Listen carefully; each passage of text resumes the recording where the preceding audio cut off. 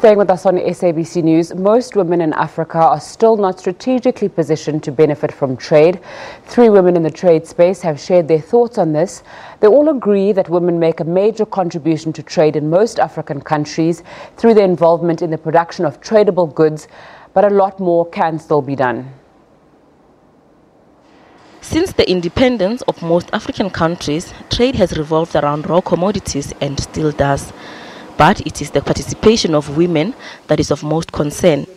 According to a Gender Development Index compiled by the Economic Commission for Africa, the African Development Bank and the African Union Commission, access to credit and land remains limited for women.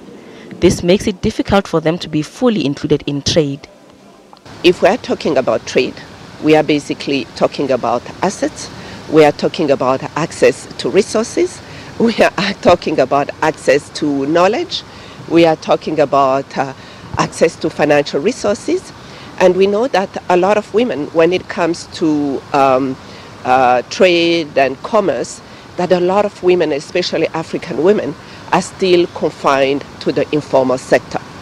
And when we talk about the informal sector, we know that access to credit is not there, and access to land, and when it comes to agriculture, is not also there. Yeah. So I would say that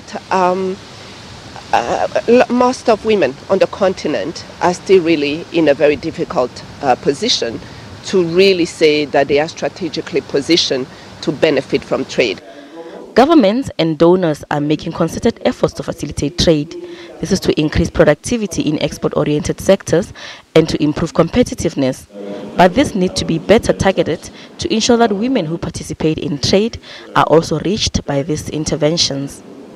There are those who have succeeded, but there are a few among many who are aspiring, but not only aspiring, but also who have the skills, but who have the knowledge, but who lack actually probably the kind of environmental, in terms of policy support and policy framework that would enable them to actually leap into this sphere of formal trade. The maritime sector is one of the areas identified where women can take part, but still their participation is limited. If you look also in terms of the maritime women that are exposed to the maritime sector, they are very limited. Let's talk about the land-linked countries. Talk about Zambia, talk about Malawi. Only those that are exposed in the lakes or waterways. Then you will find the maritime sector being, involved and women knowing about the maritime sector. But ordinarily, like in Swaziland, not much women would know about the maritime or opportunities in the maritime sector. And hence we are saying part of the women development, we need to develop opportunities where we do maritime expose in terms of opportunities for development, where we have exchange programs with coastal ports and landlocked waterways or ports in the waterways, where we are able to exchange, we have exchange programs and take ordinary women who have no exposure to the maritime sector to be exposed, or to the logistics sector. But how does Africa's economic growth prospects enable women to thrive in trade? The economic conditions affect them differently. If you look at the GDP growth, you would see that in the East African community, we are still looking at 5%. But the Southern Africa, we are looking at very low percentages of GDP. So what does it say?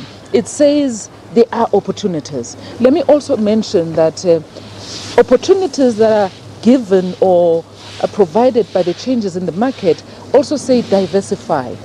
According to consultancy firm Africa Business Group, the high price of cross-border trading, poor infrastructure, time-consuming paperwork, visa restrictions and safety concerns are some of the challenges that companies battle with daily. This makes it even more difficult for women in trade to get ahead.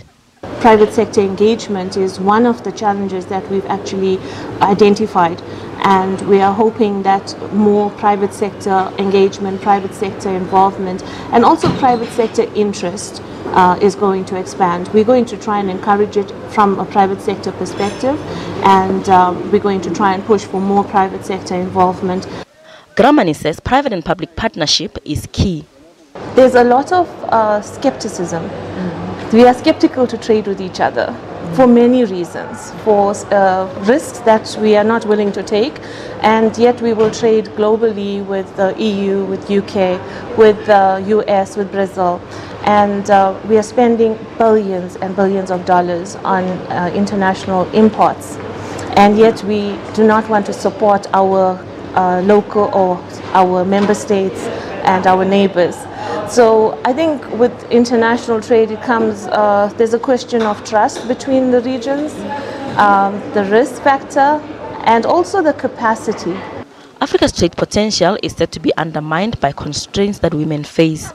The contribution of women to trade is much less than it could be because of various specific non-tariff barriers that impinge particularly heavily on the trade activities of women and women-owned enterprises. These barriers often push women traders and producers into the informal economy, where a lack of access to finance, information and networks jeopardize their capacity to grow and develop their businesses. Phrases like